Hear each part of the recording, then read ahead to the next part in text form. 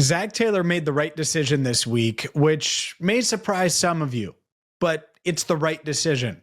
Plus some thoughts on Duke Tobin's future and speculation that he could be out as Bengals Director of Player Personnel. That and more right now on Cincinnati Bengals Talk.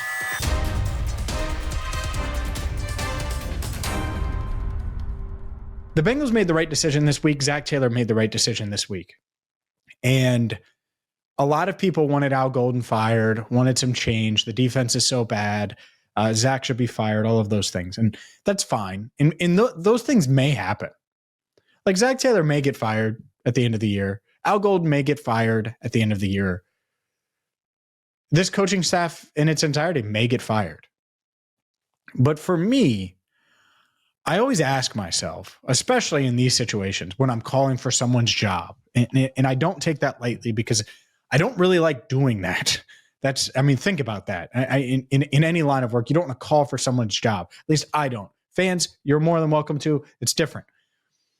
But if I'm going to call for your job, if I'm going to say Al Golden should be fired or Zac Taylor should be fired, I need to know that it's going to make the team better. And as of now, I don't see the point in it. The Bengals are 3-6. They should be 5-4. They blew the past 2 weeks. There's a bunch that's gone into it. Fine. And it feels like they're just going to keep trending downward and continue to lose games, especially when you look at that schedule and all of those things. Fine. If that happens, that happens. If they get fired, they get fired. But I look at it and I'm like, is it really Al Golden's fault that Jordan Battle had the worst tackle attempt ever with the game on the line? And that Geno Stone wasn't there to mop it up? And that Josh Newton was doing some kind of weird footwork alongside them initially. So until Colston Loveland picked up steam, like, no, it's not. I know they drill tackling. I know they work on it. I know, like, Al Golden can't go out there and tackle for them. And so it's awful and they need to fix a lot, and we'll see if they do. But when I asked Zac Taylor if they were making any changes, I knew the answer ahead of time. Not because someone told me, because I just feel like we have a good finger on the pulse of this organization here on Cincinnati Bengals Talk. So I asked Zac about that. I asked why he was confident in his staff. And Kelsey Conway followed up with a question about Al Golden. Here's a minute of our back and forth earlier this week with Zac Taylor. Did you consider any staff changes over the past 24 hours? No. What gives you the belief that these are good football coaches? They've been successful everywhere they've been. And so, again, we're still in the first half of this season. We all know we got to play better as a football team. There's been challenges our offense has faced over the course of the season. We worked through them. We're playing better for it. There's challenges our defense are facing right now. I'm confident that we're going to work through it. We're going to play better football and find a way to win some games. Can you clarify you don't plan to make any staff changes on the defensive side of the ball? No, I believe in these guys. Absolutely. And so we'll continue to work through it and find solutions. Can you just elaborate a little bit on what you're seeing behind the scenes from a week-to-week basis from Al that gives you that? Yeah, working like crazy. He's a great football coach.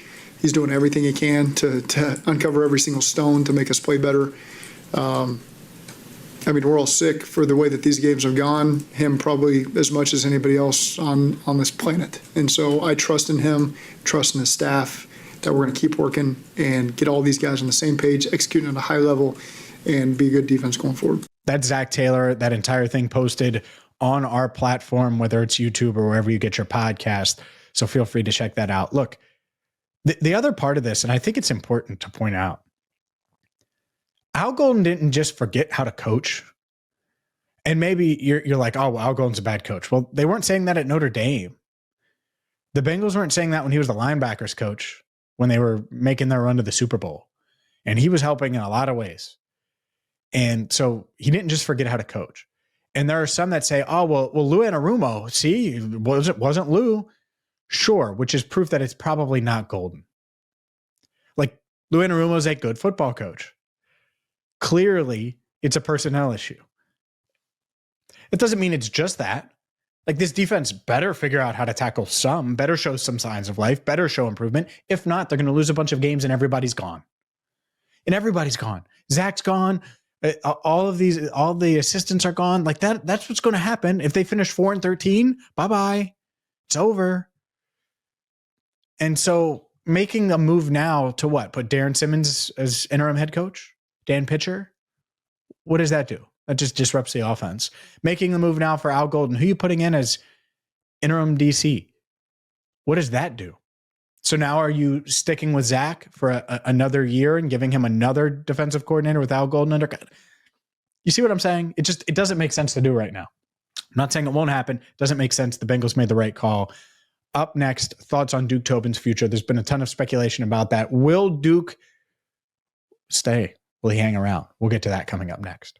Today's show is brought to you by Christian Husky of Sipsey Klein Realtors. Christian is the go-to. If you're looking for real estate advice, if you're looking for a house, if you're looking to sell your house, if you don't even know where to start, Christian Husky is your man. Make sure you check him out, sipseycline.com/chusky. He's going through the same pain you are right now when it comes to the Bengals season, when it comes to everything that's happened over the past few weeks and months. So, well, I'll be able to talk Bengals with you and talk shop with you as well. Check him out, like I said, sipseycline.com/chusky. Could Bengals Director of Player Personnel Duke Tobin be on the hot seat? That's certainly something that a lot of people have asked, a lot of people have wondered, a lot of people are asking for.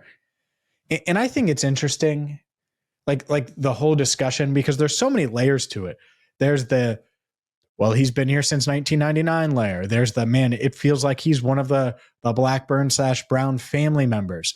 There's the, well, he was a big reason why they had so many hits in free agency. There's also this, and this is what's hard for me to call, again, for someone's job. I don't know what Duke has said yes to and pushed for versus what the ownership has pushed for versus what Zac Taylor and the coaching staff has pushed for. And I'll give you an example. Do you think Duke Tobin didn't want to keep Jesse Bates? You think Duke Tobin didn't want to keep DJ Reader? Now, you might say, oh, well, yeah, but Duke Tobin drafted McKinley Jackson. And maybe, or maybe was that Lou saying, man, we need something there. We better get something there. And ownership saying, we're not going to spend big money here because we're getting Sheldon Rankins. Duke, figure it out. Like, that's what's really hard for me to do, because like on the surface, yeah, picking Jermaine Burton was stupid. In the moment, we felt that way. I think picking Demetrius Knight in the second round, stupid. Jackson Carman in the second round, in the moment, stupid. Like all those picks in the moment. It's not hindsight. It's not looking at the results. It's in the moment. But I don't think Duke Tobin picked Jackson Carman. Like theoretically he did, right? Like on the surface, because he's the director of player personnel, he has control. But I think there was more to it. And so how much more to it is there behind the scenes? That's a big factor, big question for me. At the same time, if ownership is the one getting in the way, then this is a major, major problem where you're going to have the blame game. And, you know, the coaching staff is already going to do it. They're already going to complain about the personnel on defense. And Zac Taylor's going to say, Joe Burrow got hurt. Our personnel on defense wasn't good. We figured it out on offense. This is why our record is where it is. 7-10, 10, like maybe they go on a run here and win 7 out of 8. I'd be shocked, right? Let's say they did that. Well, then he wouldn't have to make that excuse. But if they miss the playoffs for a third straight year, those are the excuses and / reasons Zac Taylor will give for why he needs to come back and why he should come back. Will that happen? I'm not sure. Will it happen for Duke Tobin? I think he's more likely to come back than Zach is, because Zac Taylor is the one that last year said, hey, we need a change at defensive coordinator. We need a change in all of these spots. Offensive line coach. We need to reevaluate how we're coaching these guys. Has it worked? Outside of DJ Turner, most of these guys haven't developed. I think Dax Hill was Dax Hill before his injury last year and has still been Dax Hill. And for the most part, that's good. But it's not like Shamar Stewart came in hitting the ground running. It's not like Miles Murphy has had a breakout year. Him and Chris Jenkins have 4.5 sacks apiece. And that gives you an idea of, well, where Miles Murphy has been production-wise. And so that's it. That's the interesting part of this. Now, could they move on from him? I think there's a chance. I would never say never. But I also think that there's reasons behind it, behind the scenes, that we don't know. And ownership is going to be detailed enough to do that. They're not going to read Twitter and then say, oh, well, we're firing Duke because that's what Bengals fans want. I think if anything, they would look at it the other way. Oh, Duke, you're right. Zach wanted this guy. Lou wanted this guy. Al wanted this guy. This coach wanted this guy. And it's been mismatched. Maybe we'll tweak things a little bit. Maybe. What I do know is they need to get better at drafting. They need to get much better at drafting because my process is, and the reason why I'm going to talk about my process is because I don't think drafting is an exact science, obviously. It's an inexact science. But it's not rocket science. Inexact, not rocket. And why I say that is because it's not like I watch thousands of hours of film. I don't have enough time. There's not enough time in the world to do that and analyze these players and grind the day, Dane Brugler style. But what you do, and I think what GMs should do, is you get as much information as you can. And so you talk to people in the league, around the league, other team scouts, other teams. Like I talk to anyone about the draft that I can, literally anyone. I'll go back and forth with you on Twitter, and it's just getting little tidbits because maybe you saw something or you read something or you watched something and it piqued your interest and you took note of it, and now boom, you're bringing it to me, and now I can take note of it and file it. And when you do that and you gather all this info, then you start to rank and prioritize. And it's so Jackson Carman was not even on my radar in round 2. Demetrius Knight, not on my radar in round 2. Someone told me the day of that he could be in play in round 2. I said, it better be round 3. Day 2 is fine, but it better be round 3. That wasn't the case. I looked at, I'm trying to think, Jermaine Burton, not even on my radar. Like a lot of the times when they go off script and it's just way out there, it doesn't work. And so who's been in charge of the way out there ridiculous picks?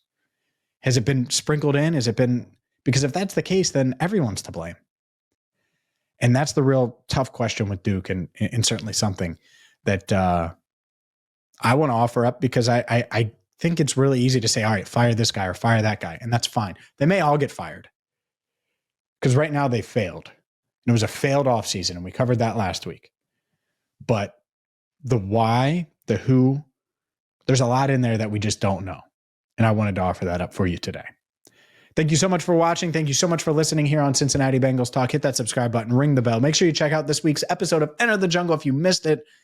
And until next time, for Andrew Fox-Miller, I'm James Rapien. Thank you so much for watching and listening to Cincinnati Bengals Talk.